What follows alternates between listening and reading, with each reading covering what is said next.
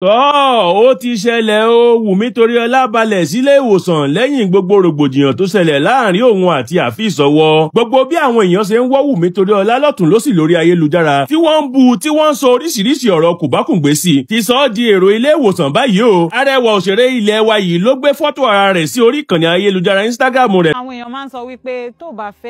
tó bá lè afford owó àǹtí Mide ọ̀pẹ àǹtí Wùmí tó bá dẹ̀ fẹ́ premium wèrè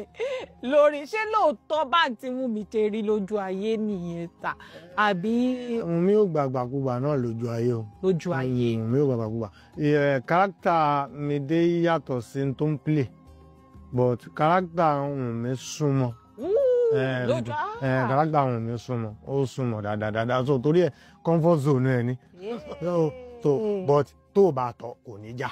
but tó bá ti tọ́ ó máa gbé kárátà nu fíìmù yẹn kúrò ọkọ tọ́ mi dé jù bẹ́ẹ̀ lọ lójú ayé irọ́. A few minutes later. àwa náà lọ rẹ́ǹtì ọkọ tó máa lọ gbẹ́nu sí máìkì tó máa bá títẹ ẹyin yòókù jẹ náà kò dá bẹ́ẹ̀ wá wèrè ni ẹni tó ní ṣọ́ọ̀bù yẹn ti mọ̀ ẹ má máa ṣe bẹ́ẹ̀ àgbàlagbà ni. wọn àbá àwọn èèyàn jẹ tó ti eyín wọn bá dárúkọ àwọn èlò ní àgbúgbò àwà ó ti tó ewé lẹ́jọ́ wèrè ṣé bí la fẹ́ máa ṣe podcast la fẹ́ máa ṣẹ́tù gbogbo rift ni ẹ̀dẹ̀ wàá gbẹnu sí máìkì ẹ̀ máa sòṣì ọ̀rọ̀ tó bá ti fún yín ní pẹpẹ soup ẹ̀ máa da gbogbo ẹ̀ lẹ̀ ṣé wèrè ní mi nì tí wọ́n bá tọ́ mi ṣe máa ń tọ́yàn ṣé mo bú yín rí ní pẹ̀lú gbogbo bẹ́ẹ̀ ṣòfò tó náà mo sì máa ń kẹ́ yín náà ni.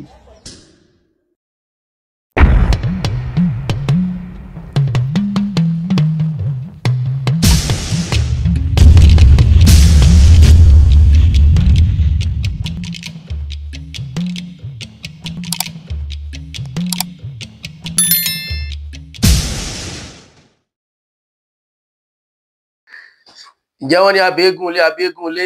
wọ́n ní ká bò òòṣà ọjà wọ́n ní abo olúbọ̀bọ̀ tìrìbọ̀ bàbá ẹbọ kí ni wọ́n ń pè lólúbọ̀bọ̀ tìrìbọ̀ bàbá ẹbọ ẹnu ni ẹnu tẹ́nìkan fi sọ̀rọ̀ táyé bẹ̀rẹ̀ sí ní fẹ́ táyé ń wárí fún táyé ń fún lówó ẹnu òun lẹ́nìkan fi sọ̀rọ̀ ọba gbẹdọgbẹ ẹ̀wọ̀n ó gbede kirikiri bó ṣe gbé dàgọ̀ ọlọ́pàá ló gbé délé ẹjọ́ ó gbálé ẹjọ́ ó gbàbẹ̀ bọ́ ságòdì ẹnu tèmi ò ní pa mí o ẹnu mi ò ní rán mi lọ sọ́run àsáńté àti gbogbo ẹ̀yin olólùfẹ́ mi ọ̀rọ̀ mọ̀ burú ẹni tòótọ́ bàbá ti sọ̀rọ̀ lájọ ọ̀rọ̀ lọ àmọ́ bàbá ti sọ̀rọ̀ ọ̀rọ̀ ti jù wá lọ àwọn Yorùbá tiẹ̀ mọ̀ pé ẹ̀yin lọ̀rọ̀ bọ́ bá ti bọ́lẹ̀ kò ṣeé kó mọ́ àwọn kan ní iṣó ni bẹ́ẹ̀ ni torí pé bẹ́yìn bá fọ́ àwọn èèyàn lè mú pákà tí wọ́n kó pọ̀ mọ́ yẹ̀pẹ̀ ṣùgbọ́n iṣó ọ̀sẹ̀ ni tó fẹ́ kó yóò rùn káàkiri ni bẹ́ẹ̀ ni ọ̀rọ̀ àwọn Yorùbá kan wá ní ọ̀rọ̀ nílé ẹgbọ́n sí tòótọ́ lọ́rọ̀ nílé èmi lọ́rọ̀ nílé bẹ́ẹ̀ bá ti sọ̀rọ̀ níbi tí èsì ilé rẹ̀ ayé ó sì yí gbọ́ ọ̀rọ̀ lórí bọ́dà mi Afeez Ọwọ́ ọkọ ìyá mi Mide Martins lóòótọ́ ọ̀pọ̀lọpọ̀ èèyàn ló ti ń tàgé fídíò yẹn sọ́dọ̀ mi wọ́n ń sẹ́ndì ẹ̀ sí mi kí lẹ rí sọ bí àwọn èèyàn yín àwọn ọ̀rọ̀ báwọn pé n lè fẹ́ dá sí i pàápàá jùlọ ọ̀rọ̀ tó bá ti ṣe pẹ̀lẹ́pẹ̀lú obìnrin sẹ́rí ẹ̀dá mẹ́ta ló wà nínú ọ̀rọ̀ àwọn ẹ̀dá kan wà sọ̀rọ̀sọ̀rọ̀ ni wọ́n tọ̀rọ̀ dá wọn lójú dáadáa tó sì pé tí wọ́n bá sọ ayé mọ́ gbóṣùbà fún wọn ni wọ́n mẹ̀yìn ọ̀rọ̀ wọ́n mojú ọ̀rọ̀ wọ́n màárín ọ̀rọ̀ bẹ́ẹ̀ ni ọ̀rọ̀ yé wọn yékéyéké kódà wọn a tó máa pè wọ́n ní afọ̀rọ̀kọ́mọ lọ́rọ̀ afèdèkọ́mọ lédè ibi tọ́rọ̀ yé wọn dé àwọn ẹ̀dá kan wá wà gbọ́ọ̀rọ̀ ni wọ́n tó sì pé wọ́n létí ọ̀rọ̀ tẹ́ ẹ bá fojú lásán sọ̀rọ̀ àláì ó ti yé wọn kódà kẹ́ ẹ yín mú wọ́n ti mọ̀ túmọ̀ rẹ̀ àwọn kan mọ̀ wípé bẹ́ẹ̀ bá yín mú imú yíyìn èsè ìbú sáwọn ọ̀tọ̀ ni túmọ̀ tó fún wọn ibi tí wọ́n gbàgbọ́ yé ọ̀rọ̀ dé àwọn ẹ̀dá tó wá sí kẹta àwọn ni sọ̀rọ̀ àwọn ni burú jù ní ẹ̀dá torí pé sọ̀rọ̀ aburú inú ọ̀rọ̀ ni ọmọ sọ àṣìsọ inú ọ̀rọ̀ ni ọmọ sọ Elédùmarè wọn mọ̀rọ̀ sọ ṣùgbọ́n mọ̀jẹ̀ wọn ó sì mí gbọ́ Elédùmarè wọn mọ̀rọ̀ gbọ́ ṣùgbọ́n mọ̀jẹ̀ ń gbọ́ bì sọ̀rọ̀ ò ṣe mí bí Ọlọ́run orí ìtọ́ bá dánú ọ̀rọ̀ ni mo máa ń mú tí mo máa ń lò now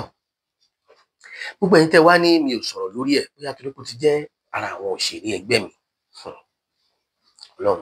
ṣàánú mi o, wọ́n jẹ́ ń sì wí, wọ́n jẹ́ ń sì sọ o, wọ́n jẹ́ ń fẹsẹ̀ ẹlẹ́ kí n fẹnu kọ o, àtẹ̀sí àtẹnu, wọ́n jẹ́ ń fi kankan kọ o. Sẹ́rí ibi tí mo ti kọ́kọ́ fẹ́ mú ọ̀rọ̀ yẹn,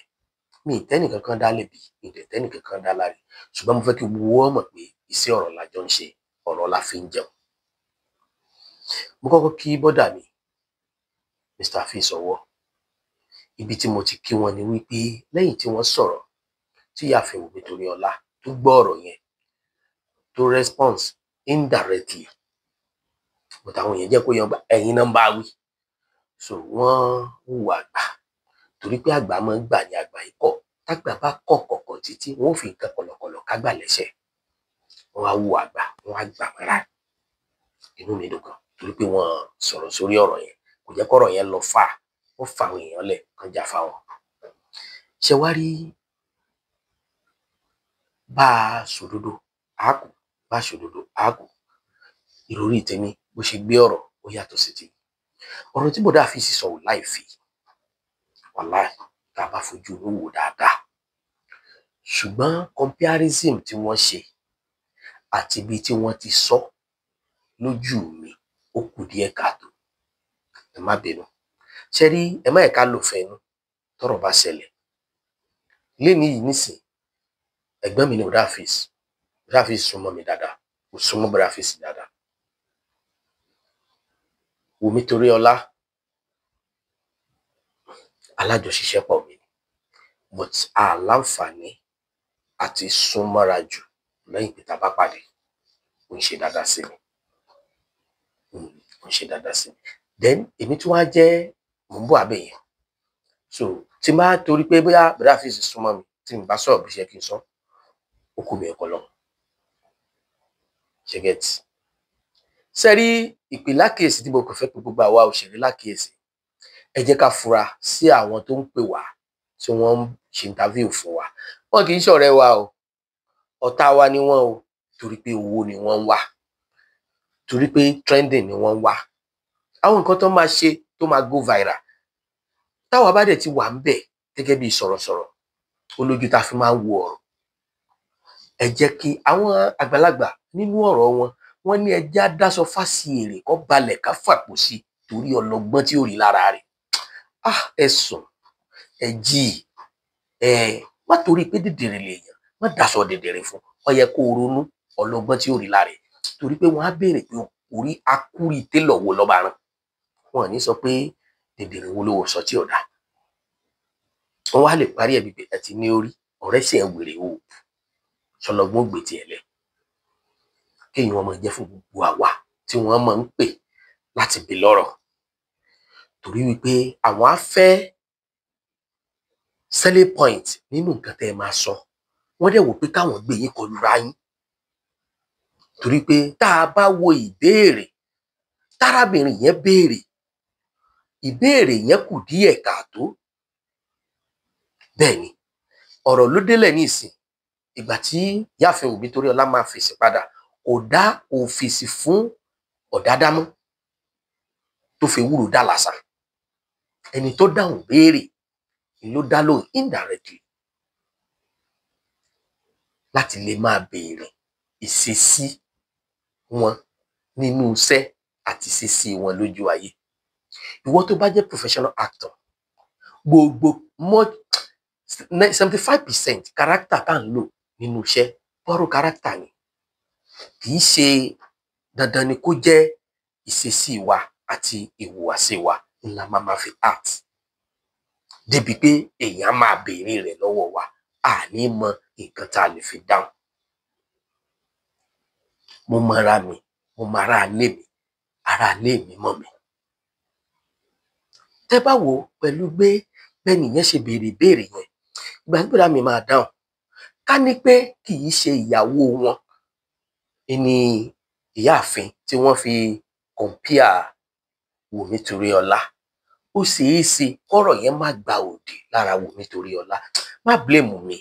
bí mi ò ṣe ronú kọ́ ni wọ́n ṣe máa ronú. O ò dẹ̀ lè expect pé bí wọ́n ṣe máa ronú èmi kí Wùmí ronú tàbí èmi kémi ronú, but ìrorí mi nìyẹn. Èmi nìyẹn, that is first point. Ká ní kò ń ṣe ìyàwó bọ̀dá Afeez ni wọ́n gbé sẹ́gbẹ̀ẹ́ Wùmí Toríọlá pẹ̀lú kárátà yẹn ó ṣeé ṣe kó mọ̀ mú wàhálà lọ́wọ́ ẹ̀ṣẹ̀ yẹn lé ní. ẹlẹ́lẹ́kejì bọ̀dá Afeez ẹ lè defend ìyàwó yín ṣùgbọ́n ẹ lè defend ìyàwó oníyàwó. Yes, torí pé industry lẹ ti mọ́ra, industry ló pa yín pọ̀, ìṣesí ẹ̀ ní industry lẹ lè sọ nípa ẹ̀, ẹ lè sọ nípa ìṣesí ẹ̀ nínú ilé tàbí níta yàtọ̀ fún acting gẹ́gẹ́ bí àgbàlagbà, gẹ́gẹ́ bí ọ̀gá lẹ́nu iṣẹ́, gẹ́gẹ́ bí ipò tẹ́ wà. Kódà tẹ́ ẹ bá mọ bẹ́ẹ̀ ṣe sọ yẹn ẹ gbọ́dọ̀ sọ nínú interview mi. Yes, ṣe rí òótọ́ ọ̀rọ̀ ń gbà mí àmọ́ pààyàn lẹ́yìn ṣe máa ń gbé ṣe bó òótọ́ ọ̀rọ̀ ni mò ń sọ torí mo rí pé most of ẹ̀yin audience ẹ ti máa ń pé that is real fact tí gbogbo yín ò dẹ̀ súnmọ́ Wùmí Toríọlá. Kì í ṣe pé tí mò ń sọ fún yín ni pé Wùmí Toríọlá ò rí bọ́ ṣe sọ tàbí ó rí bẹ́ẹ̀ no, but mo ń correct impression wa tàbí pé tán bá interview wa mo kéré sẹ́ni tó lè correct bọ̀dá Afeez, mo jìnnà sí wọn gan ṣùgbọ́n tó pé bọ̀dá yẹn no ẹ gbàgbé nínú àwọn àgbà tọmọ kékeré máa ń rí tínú ẹ̀ máa ń dùn ìní wọn wà. Mo mọ̀ wọ́n ti pẹ́ dáadáa, mọ̀ wá wọn, mo tún wá rí wọn tán nígbà tá a jọ pàdé nílé mọ̀ lọ́dọ̀ ẹ̀gbọ́n mi Kúnlé Afọ́d. Ìṣesí wọn, ìhùwàsí wọn no.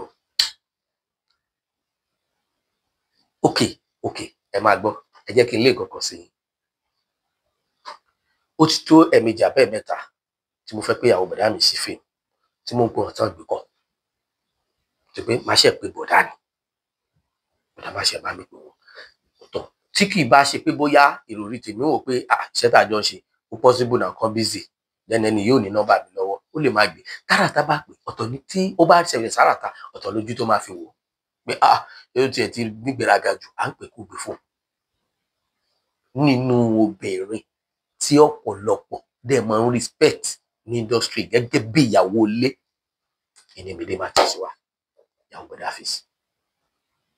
nínú ìhùwà nínú ìjọmọlúwàbí ṣùgbọ́n tó kọjú sẹ́nìkan ẹ̀yin ló kọ sẹ́lòmíì so ẹ̀yin lẹ máa mọ̀ àjọṣepọ̀ ẹ̀yin àti ìyàwó yín nínú ilé pé ókè o bí àwọn mi ṣe máa ń heart bẹ́ẹ̀ kọ́ ló ṣe máa ń ṣe nínú ilé simple ẹ̀ ní kankan tẹ̀lé sọ lórí Wùmí. Yes, ẹ̀mí I'm sorry to say that gẹ́gẹ́ bí àgbàlagbà tí ẹ bá notice irú wà yìí pẹ̀lú Wùmí àǹfààní wà fún yín láti sọ fún níbòmí tí kì í ṣe ibi tó máa bọ́ sórí afẹ́fẹ́ nítorí pé bá ṣe máa ń gbọ́ ọ̀rọ̀ ọ̀tọ̀ọ̀tọ̀ ni tó bá ṣe pé Wùmí lẹ sọ fún ó lè má ní ìtumọ̀ sí mi tó bá ṣe pé obìnrin mi náà lè sọ sí ní industry ó lè má ní ìtumọ̀ sí wọn ẹ̀dẹ̀ lè sọ sẹ́lómi náà yàtọ̀ sí Wùmí ó ní ìtumọ̀ sí torí pé ebi ní ìpani bákan náà ọ̀rọ̀ kì í dùn ní bákan kan náà ni mo ṣe ní ẹ̀dá mẹ́ta ló wà nínú ọ̀rọ̀ sọ̀rọ̀sọ̀rọ̀ gbọ́rọ̀gbọ́rọ̀ àti sọ ọ̀rọ̀ àṣìṣe inú ọ̀rọ̀ ènìyàn máa ń sọ. Sorry sir, Uncle Afeez. Ìyáàfẹ́ Wùmí Toríọlá ẹni gíga ni ẹ́ ò ní wálẹ̀ ó ní láti wà very careful dáadáa ẹnu mi ò gbà láti kìlọ̀ fún ẹ tàbí láti bá ẹ sọ̀rọ̀ bọ́ mo fẹ́ kó ṣe jẹ́jẹ́. Àkọ́kọ́ Wùmí Toríọlá ò ń ṣọmọdé mọ́ Wùmí Toríọlá ò kéré nínú iṣẹ́ ìtàgé oore ọ̀fẹ́ tí mo ní mo lè sọ díẹ̀ fún ẹ níbí bọ̀ tí ń jọ́kíjọ́ tá a bá lóore ọ̀fẹ́ àti pàdé àtúnjọ sọ̀rọ̀ gẹ́gẹ́ bí ọ̀rẹ́ ọ̀rẹ́ mi ni Wùmí Toríọlá kọ́lẹ́ẹ̀gì mi dẹ̀ sórí ibi tí mo ti lè yọ ẹ̀bi díẹ̀ fún ẹ bó ṣe gbọ́rọ̀ yẹn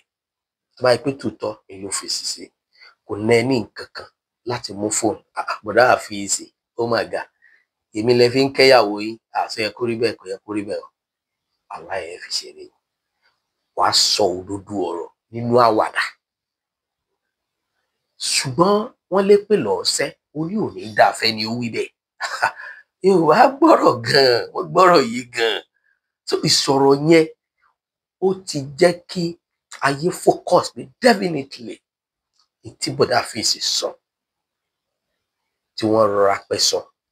ìwọ gangan ló wá bù lójú possibility wà káwọn audience kán má ronú débi tí wọ́n ronú dé nínú lines bọ̀dá fèsì ṣùgbọ́n ìdá èsì padà yẹn ó wá jẹ́ kán ronú deeply kán wá rí pé definitely bóyá bó ṣe rí nìyẹn which is tó dẹ̀ rí bẹ́ẹ̀ tọ̀yányán yes because kò sẹ́ principle ló ní Wùmí Toríọlá ò burú Wùmí Toríọlá ò ń ṣèyàn burúkú but Wùmí Toríọlá ní principle ẹ̀dẹ̀ yàtọ̀ principle tèmi náà yàtọ̀ kò sẹ́ni tí ò ní tiẹ̀ tẹ̀tẹ̀ pòpó abóńdè lọ́rùn oníkálukú àbí tiẹ̀ là Wùmí Toríọlá ní principle ó ní principle gan but to me mo sọ̀rọ̀ láti sọ nǹkan tí mo fẹ́ sọ yìí mo ti pàdé ẹ̀ rí tí ọwọ́ ẹ̀ bá wo program mi yìí wọ́n lè testify sí including Niyi Johnson Wasiu Owoya Yemkem Anko so tá pàdé ní set wọ́n dẹ̀ ní issue pẹ̀lú makeup ó dẹ̀ decide láti máa lọ dúró tough gan wọ́n rude sí I thank God a kì í jọ ń ṣe ọlọ́rọ̀ dé level yẹn mo confront ọwẹ́ àdìsọ́ ó dẹ̀ padà lẹ́nu kan tó wá kí wá pàṣẹ ìyá tó kọ sí mi nìyẹn tí mo rí mọ́nu tí mo mọ̀ nípa ẹ̀ nìyẹn so tó bá torí pé ó ṣe ó dà ló yẹ kí n sọ tó bá ṣàìdá mi ni wá sọ lórí afẹ́fẹ́ máa sọ wọ́nà wọn pẹ̀lú ẹ̀mí láti ṣe mí o so ni mo ṣe ní ibi tí a bá ti ń jẹun bí ekan èyí sọ̀rọ̀ kẹlẹ̀bẹ̀ńbẹ̀ torí yóò nítumọ̀ so Wùmí Toríọlá ò nídẹ̀ ìwọ fúnra rẹ̀ ló fẹ́ sọ irú èèyàn tó jẹ́ indirectly pẹ̀lú ọ̀nà tó gbà láti fún Uncle Afeez lè sí ọ̀rọ̀ tó o bá fèsì yẹn anything lè má ṣẹlẹ̀ ẹ rò pé orí afẹ́fẹ́ nìsín wọ́n ń dúró de àwọn nǹkan tí wọ́n ṣàfi máa gbé gbára wọn sọ́lù dápadà gbé lọ gbé bọ̀ iná wà lórí afẹ́fẹ́ ọlọ́run á ṣe ẹ́ lólu ọmọ ó ti ga òní wálẹ̀ wàrà àánú gbà eléyìí náà mo fi rọ gbogbo ẹ̀yin ọ̀pọ̀lọpọ̀ èèyàn wa tó pé principle yẹn ó ash díẹ̀ tó máa ń nítumọ̀ míì sí ọ̀pọ̀lọpọ̀ torí pé tagúnyán náà máa ń rí wọn kì í rí taruka kó tó di pé odi máa la ò ní mọ nǹkan tó ti fún odi so kò sẹ́ni tí ò burú bọ̀tí kálukú wa máa ń fi pamọ́ tágbà bá ti ń dé tá bá ti ń bímọ tá ti ń dékó àgbà tá ti ń di olórúkọ èèyàn máa fa àwọn nǹkan kọ̀ọ̀kan èèyàn máa fi pamọ́ so that is ìmọ̀ràn mi fún ẹ inú mi á dẹ̀ dùn tó bá gbọ́ bí ìmọ̀ràn rẹ sọ̀rọ̀ tó gbọ́ bí ìmọ̀ràn pé àbúrò ẹ̀ ń bẹ sọ̀rọ̀ ọmọ ìyá ẹ̀ ń bẹ sọ̀rọ̀ ọmọ bàbá ẹ̀ ń bẹ sọ̀rọ̀ kò sí kankan tó kọ Afeez fẹ́ gbà nínú ṣubú ẹ̀ wàá rí pọ̀pọ̀lọpọ̀ ronú pé definitely ọ̀rọ̀ kan ti wà nílẹ̀ wọ́n ro 2+2 pọ̀ náà fi gẹ́ẹ̀dì 22 ni mo ṣe ní àwọn gbọ́rọ̀gbọ́rọ̀ wọ́n mú ọ̀rọ̀ gbọ́jẹ ni tí ń sọ̀rọ̀ lọ nínú ọ̀rọ̀ Uncle Afeez ó rò pé wọ́n rọra mẹ́nuba àjọṣepọ̀ wọn pẹ̀lú ẹ̀ bravely but tọ́jọ̀gbọ́n bá fẹ́ tú ọ̀rọ̀ yẹn á tú lọ bí wípé àjọṣepọ̀ yẹn ò sí mọ́ àwọn nǹkan kan ti wà ńbẹ̀ but wọ́n defend ara wọn pé táwọn bá jọ pàdé àwọn jọ máa ń sọ̀rọ̀ dáadáa àti level tó fi máa address àwọn gẹ́gẹ́ bí bàbá àtọmọ yes bó ṣe lè sọ nìyẹn bàbá àtọmọ ni màá sọ yes so ó rí pé wọ́n mìnẹ̀ to that level tí wọ́n padà gbé ọ̀rọ̀ yẹn lọ which is kò dẹ̀ yẹ kó rí bẹ́ẹ̀ sọ yẹ ká bẹ̀rẹ̀ kẹ́ mọ̀ gbogbo àtàjẹ́ òṣèré orí ìtàgé ẹnu tí ń kún wa púpọ̀ jù ẹ jẹ́ ká máa very very careful. Mo rọ̀ wá, mo bẹ̀ wá, so mo dẹ̀ kí Uncle Afeez, inú mi dùn gan, inú mi dùn gan. Ìwẹ̀ náà kò jọ mí lójú, ibi gẹ́rẹ́dẹ́ ibẹ̀ là bá gbà. Bẹ́ẹ̀ni ṣẹ́rí kìí ṣe pé àwọn kankan bẹ tó máa ń sọ fẹ́ràn dàgbà, ọjọ́ orí nìkan kọ́ lágbà. Ọdún náà from beginning alias kan wà tán fún brother Afeez pé àwọn fi bẹ́ẹ̀ tẹ̀ mọ́ wọn la, mo tún pé mi sì máa ń tẹ̀ mọ́ wọn la dọ̀la Sẹ́ríkì ọlọ́pọlọ. Wọ́n tẹ̀ mọ́ wọn la kìí ṣe pé ọ̀kan ní ọkàn jíjọ kan ní ọkàn sọ̀rọ̀ àwọn bẹ́ẹ̀, because àwọn talent kan wà, ẹ̀bùn kan wà tọ́lọ́run fún wọn. Sẹ́rí ẹlòmíì ọ̀bùn ló ní kọ̀ lẹ́bùn, àmọ́ yóò mọ̀ rò pé òun lẹ́bùn ni, ọ̀bùn sì ló ní. Ṣùgbọ́n àwọn eléyìí Ọlọ́run fún wọn ní ẹ̀bùn, Ọlọ́run fún wọn lẹ́bùn. Àmọ̀yéjú àwọn tọ́lọ́run gbàdúrà wọn tó pé àwọn èèyàn máa ń fọlá wọn tọrọ, tó pé àwọn èèyàn máa ń fẹ́ mú nǹkan kan lára wọn. So bí tá bá ti rí Afeez ọwọ́, Òjó pa gbogbo, Muyideen Lala, so in fact àtàwọn bẹ́ẹ̀ bẹ́ẹ̀ lọ, àwọn kan wà tó jẹ́ pé ẹ̀bùn ni wọ́n, tí pé iyọ̀ ni wọ́n gbọ́dọ̀ dín nínú ọbẹ̀. So mo kí gbogbo àwọn tọ́lọ́run fún lẹ́bùn lágbára Ọlọ́run, ẹ̀bùn yẹn á máa wúlò fún yín, àdówó àdọ́là fún yín, ẹjọ́ tọrọ Ọlọ́run ní industry, ẹ jẹ́ ká wà very careful. Kò pọn dandan ká máa gbéra sórí afẹ́fẹ́ tàbá ṣẹra wa. Dẹ́ mo rọ gbogbo ẹ̀yin tẹ́ máa ń béèrè lọ́wọ́ wa, ẹ má fowó ẹkún rajà ẹ̀rín, kò ṣeé ṣe. Ẹ̀yin gangan máa mọ̀ pé ìbéèrè tí mo fẹ́ béèrè ìbéèrè tó lè dá wàhálà lẹ̀. Mo ti rí ẹnìkan tó ń béèrè lọ́wọ́, bóyá lady yẹn náà tó ń béèrè lọ́wọ́ Òkèlè, tó ń béèrè àwọn béèrè kan nípa Sanyẹ̀rì. So tí yẹn ò bá compose rẹ̀, wá kàn máa,